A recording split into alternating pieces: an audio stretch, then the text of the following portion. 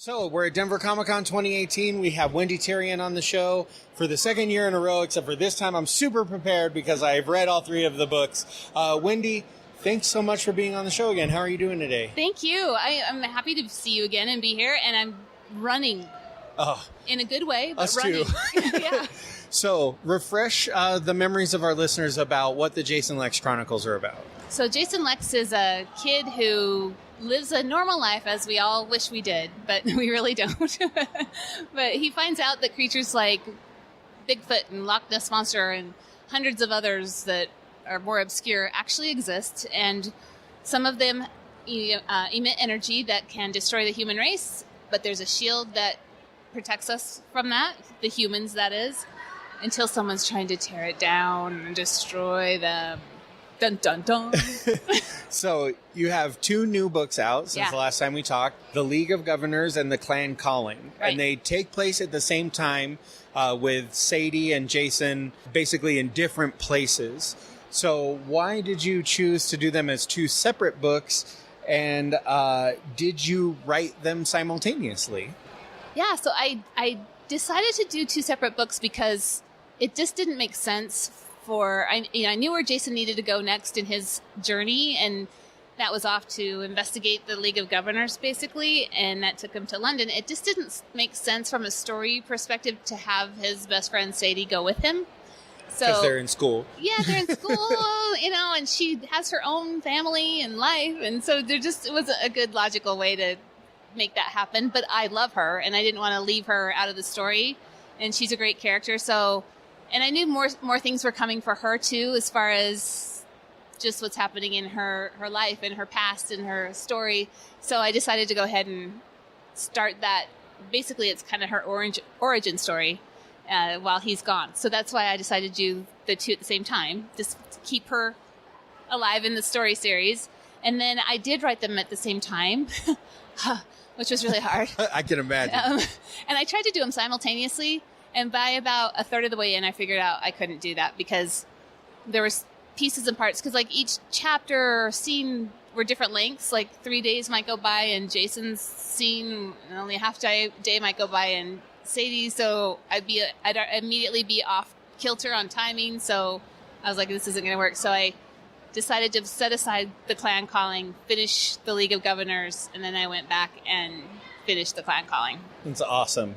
You have some subtle little things that connect Jason and Sadie to each other. Like the one that really stuck out in my mind, because like I have to admit I didn't read them. I listened to them as an audiobook at work. Good. Yeah. But when they both have this moment where they get comfort food, and they both eat the same thing. They eat spaghetti with foil wrapped garlic bread. And like I listened to the two things like, within a day of each other, because basically listening to them was about one shift at work. So like, were those little subtle connections on purpose, and like kind of what inspired that? There were definitely some that were on purpose. That one was not. So I love that you pointed that out because that's news to me. And it's probably my comfort food that's like coming nice. out. Yeah. You're like, you know what? I'm having spaghetti and foil wrapped garlic bread for dinner. Who doesn't love foil wrapped garlic bread? I know, it's like the best garlic bread. Yeah.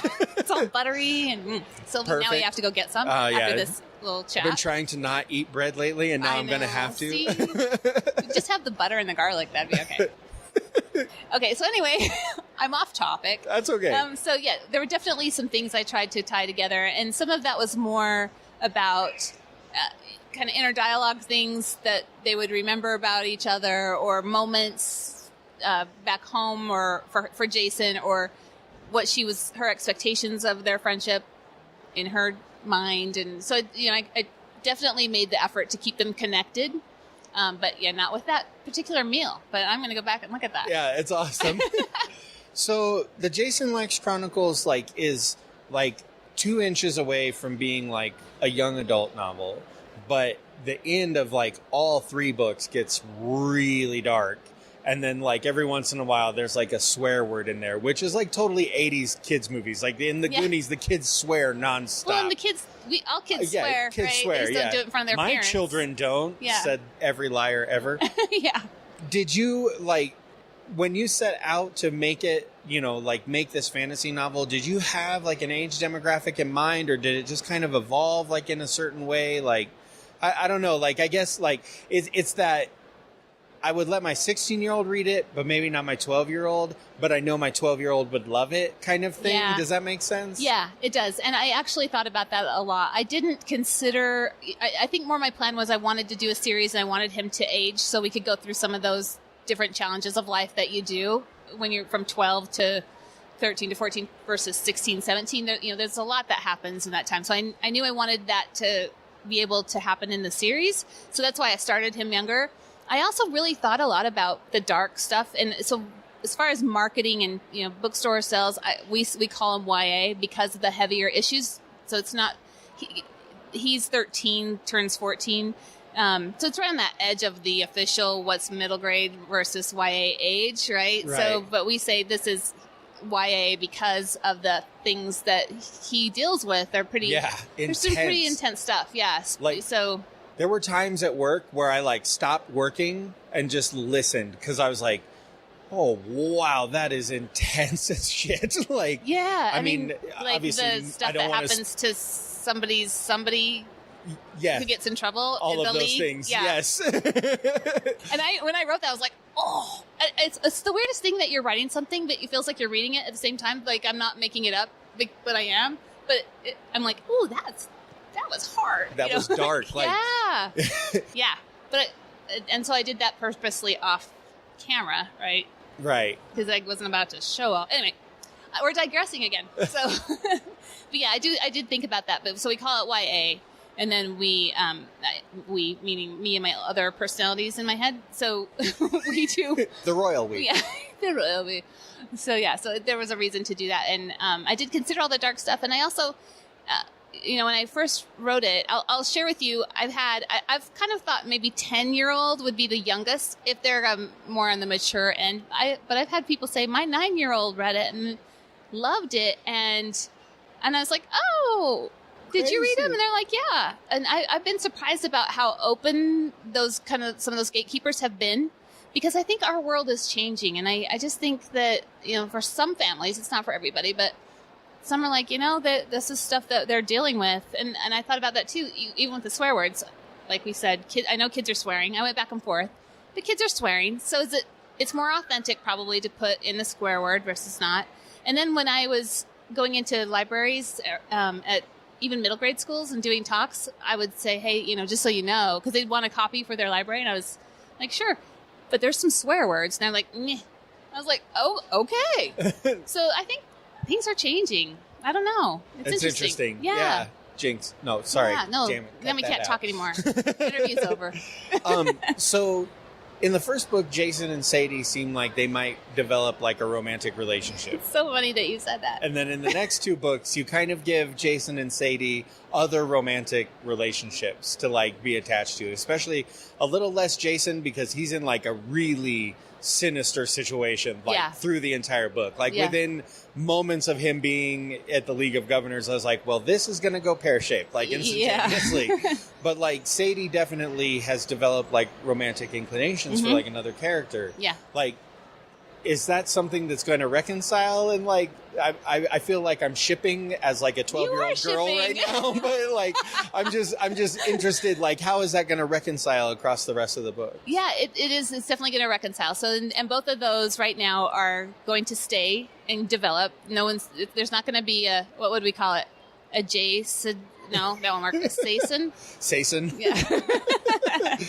There's not right now. It's funny, but a lot of people ask me that from the first book. So does, Jason and Sadie, are they going to like start dating? And because when I said Jason meets somebody, they were like, what about Sadie? I'm like, this was never part of the story. So I'm really not understanding why this is a thing everyone wants to hear. But yeah, it's going to be a thing. Because again, as we get older, 13 to 14, you're kind of like, girls are something, but I've got other things to do. They're interesting, but I'm definitely going to go save the world instead. Yeah, that seems like more my thing.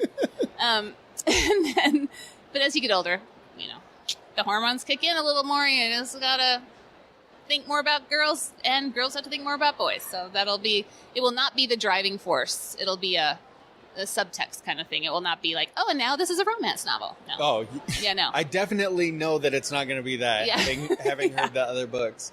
So how many books do you predict the series having? Or do you have a set I have a number 5 in my head. I don't know why. Nice. What's happening next? Like, I mean, I can't mean, tell not you. like not spoilery, but like, what direction does it go? Like, Jason's come back from the League. Like, Sadie has, her calling. Like, how does the plot develop from here? So, so at the very end of Jason's book, he looked out his window and saw something. And that was kind of like we didn't resolve that, but that was like just a little clue of, so that's going to be a big thing in the next book. I'm going to go back and reread that section. It's just in the very last, the very last 2 pages, and he goes, I see something out the window. And then he kind of ignores and goes, it. I'm seeing things, or I'm tired, or like jet lag.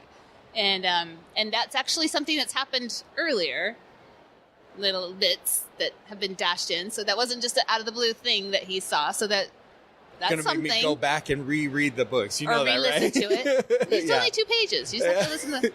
And then she had the thing happen at the end of hers. So that's definitely going to be a thing. Look at us talk without spoiling. The things and stuff. So many things. So yeah. So those will definitely be resolved. And what happened with Sadie in her book and what happened with him, because we saw some stuff that happened that upped his... kind of his standing and like yes. Without saying exactly what happened.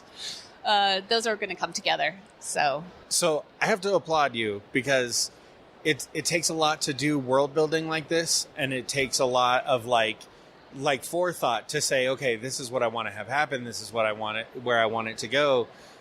There's a lot of fantasy novels out there that do it really sloppy. Yeah. And I really I want there to be like a D&D level source book for me to go, okay, let's read up on the history of the League of Governors. Like you talk about how there's like a manual that they have. Like I want to own that manual. I know it's probably never going to happen. No, I actually have thought about that.